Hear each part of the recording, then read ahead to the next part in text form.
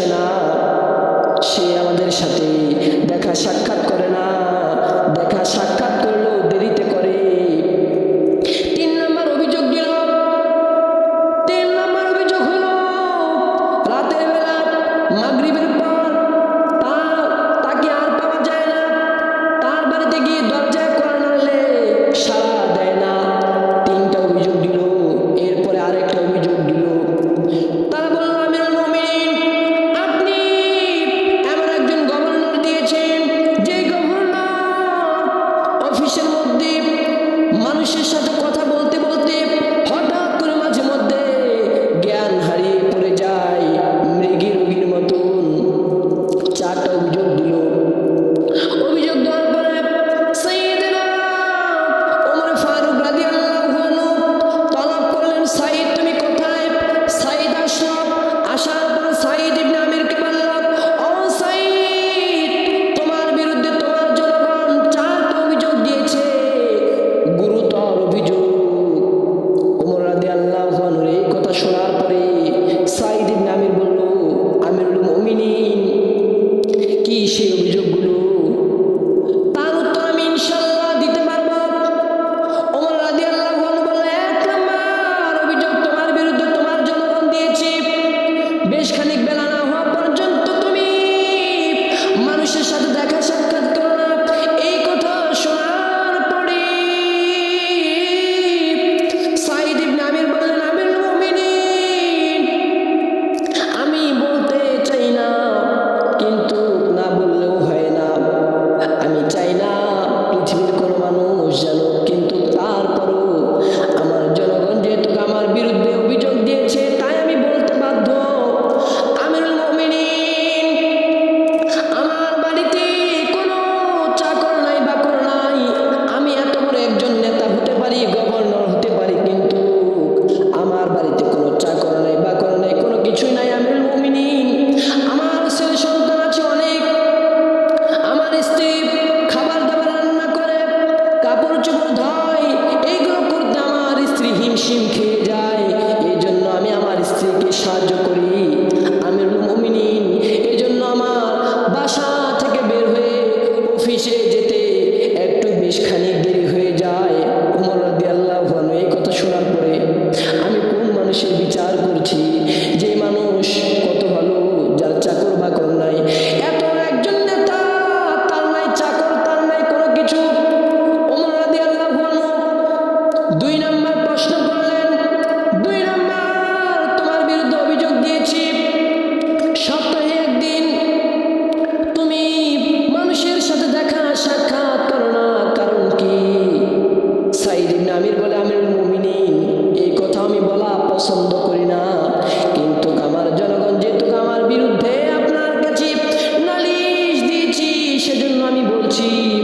ও খলিফা, আমি তো আপনার মতন হতে পারবো না, কিন্তু চেষ্টা করি। আপনি যেমন তালি দেওয়া কাপড়, জোড়া দেওয়া কাপড় পরে রাজ্য শাসন করেন, আমিও ঠিক সেই রকম চেষ্টা করি। আমি সপ্তাহে 1 দিন আমি যে কাপড়টা পরে থাকি, এই কাপড় ছাড়া আমার অন্য কোনো কাপড় নাই। সারা সপ্তাহ ময়লা হয়ে যায়। শুক্রবার যখন আসি, জুমার দিন যখন আসে, তখন আমি কাপড়টা ধুয়ে দিই। কাপড়টা মোটা সোটা, ধুয়ে দেওয়ার পরে শুকাতে একটু দেরি হয়ে যায়। ও খলিফা, বিশ্ব নবী